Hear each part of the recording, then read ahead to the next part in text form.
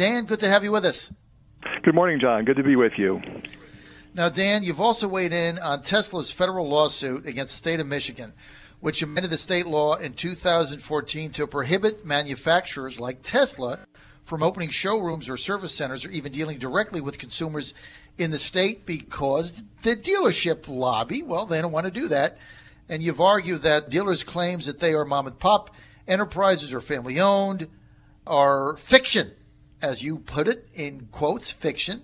And you did that in a law research paper. So Tesla went through the same thing here in Virginia, trying to get this store opened in Richmond, where we are all right now. They had to deal with a variety of flaming hoops they had to jump through, and they were opposed by the dealership associations in Virginia. There was a big lawsuit, and it got ruled one way, then it got overturned, ruled the other way. Tesla's not trying to break up the dealership model. They just want people to have a choice. Am I right? That's exactly right, John. I mean, the issue is whether the law will dictate how a consumer gets to interact with a car company or whether consumers get to decide. And if you look at the evidence, it's quite clear that consumers want a choice. Consumers want to be able to say, I go to Tesla or I go to another car company and buy directly from them, or I can decide to go to a dealership. And there's no good reason in this day and age that the law should restrict a consumer's ability to make that choice. If I want to buy an iPhone or an iWatch or an iPad, I can decide to go to an Apple store, I can buy it online, or I can decide to go to Best Buy. And consumers should have the same kind of choices. Okay, so tell us about the antitrust aspect of this, because a lot of people don't realize, if you're just a layman out there, that Tesla's model is they want to make the cars and they want to sell the cars to the consumer, the electric cars, and they want to do it through a store, a corporate store, if you will, owned by the corporation, not through a dealership. How does the antitrust play into this, Dan? So antitrust law is actually not directly applicable in the sense that most states have the right to exempt themselves from the antitrust laws to the extent that they regulate this kind of behavior. But certainly in terms of the values of antitrust law, which favors free and open competition, these restrictions on companies being able to open up their own showrooms and service centers get in the way of competition. If you look at really who's behind this, it's not just the dealers, it's also General Motors. General Motors has been prominently backing the dealers and fighting politically against Tesla in a number of the states, and arguing that everyone should have to go through dealers. The reason is that General Motors understands that Tesla's got a great new product that's, remember, Tesla's market capitalization has now exceeded GM's and Ford's, which is a little bit crazy.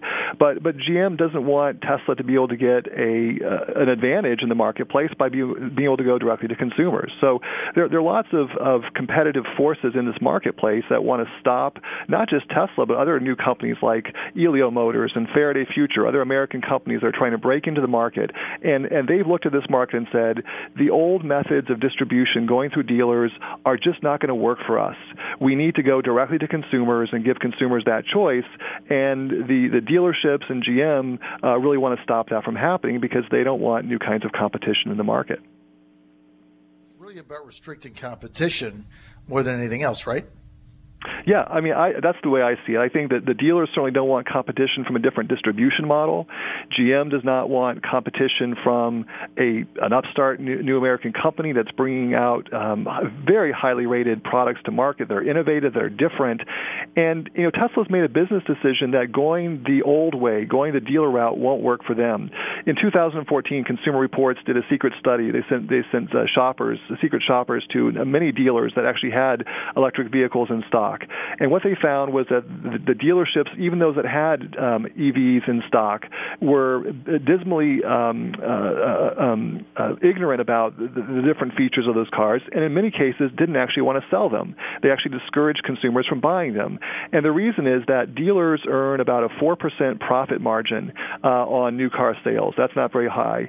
They earn a much larger profit margin, about a 25% margin on car service. And think about electric vehicles. There's much less service component. There's no filters. There are fewer moving parts.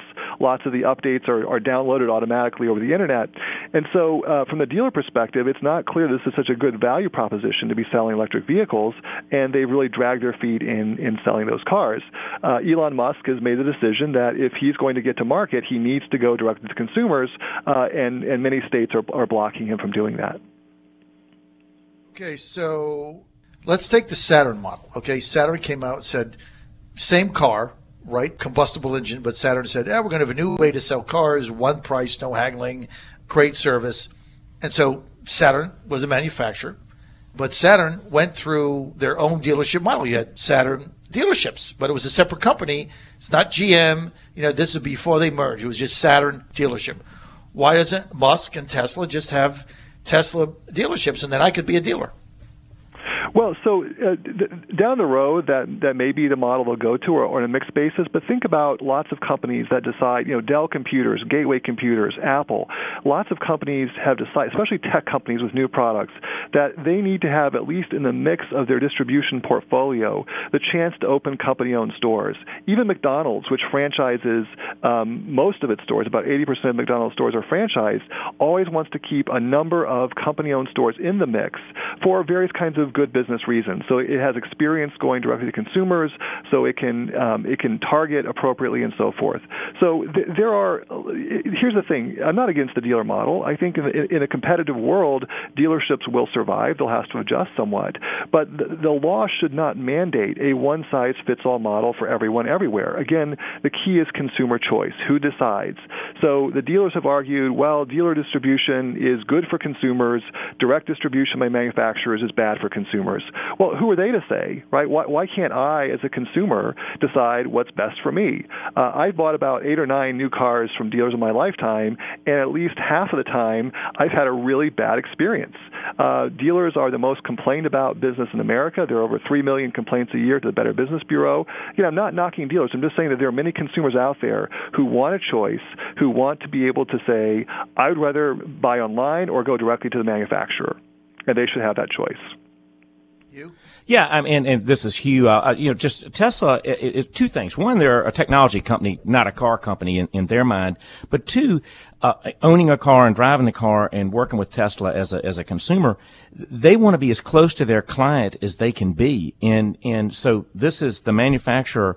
I get to talk to them, and I think that's a great model. And that's a new world model versus maybe an old world model where there's a dealer. And to your point, I think there's room for both models. But it's unconscionable to me in America today that the government would tell a company, here's how you're going to sell your product. I'm in the heating and cooling business, and my manufacturers compete with me, and I hate it. But it makes me do things that I have to do, and no one is protecting me. And I understand that's part of competition and how it's worked, but it really is unconscionable to me when the government says that a car company can't sell their car direct to the consumer, or an MRI company can't sell me an MRI so I can do competitive MRIs, or any other type of business. I mean, it should be about pure competition and how do we get the best experience to the customer. When at the end of the day, the ratings system Tesla does one bad deal, it's going to be all over the internet, and the rating system keeps us all honest. It's such a different customer experience world with the internet and the transparency that takes place. There's a lot going on. Okay, so we're just talking about the opportunity to go direct to the consumer and have corporate stores, and I think somebody brought up the Apple model the other day, which I think is a great example of, sometimes I want a specific thing. I will actually go to an Apple store because I want that level of expertise. There's other times I just need something. I need to buy a phone. I don't have to go all the way to the mall where I live in MacArthur. There's only 2 of them in the Southeast Virginia. I'll just go to the dealer, ATT, whatever thing I have. I'll get them to deal with it. But there's certain times where I've got a particular thing and I want to buy it direct through Apple. And I'll go there. I'll spend the hour to fight the traffic and go to Lynn Haver Mall or wherever they are. Why not give consumers that choice? Absolutely. Right. I mean, it's a exactly free right. country. I mean, this is a question about the government's role. Why does the government dictate to consumers how they buy products? Why don't we let consumers decide that? A few years ago, I was debating this issue on Bloomberg with the head of the New Jersey Car Dealers Association, and this is what he said to me. He said, in America we regulate even dogs and cats, so therefore we should regulate the way cars are distributed as well. Well, that's absurd. If we regulate, we have to have a reason to regulate. There is no good reason. There is no, the dealers argue this is about consumer protection. Show me a single neutral pro-consumer organization that's taken the dealer's side. I did a public interest letter signed by the Consumer Federation of America, Consumer Action, the American Antitrust Institute, Consumers for Auto Reliability and Safety. All the consumer groups say, no, these laws get in the way of consumer choice. They're bad for innovation. And the free market groups joined my letter, like Americans for Prosperity, Institute for Justice. So, I think there's a very wide coalition here that understands that this is not an appropriate regulation. It gets in the way of consumers being in the driver's seat, and it puts the dealers basically in a position of having a legal monopoly against competition. That's not the way it's supposed to be in America. I'm out of time. I got to go. I want to thank Dan Crane, professor, University of Michigan Law School. Thanks for being with us live at Tesla Today.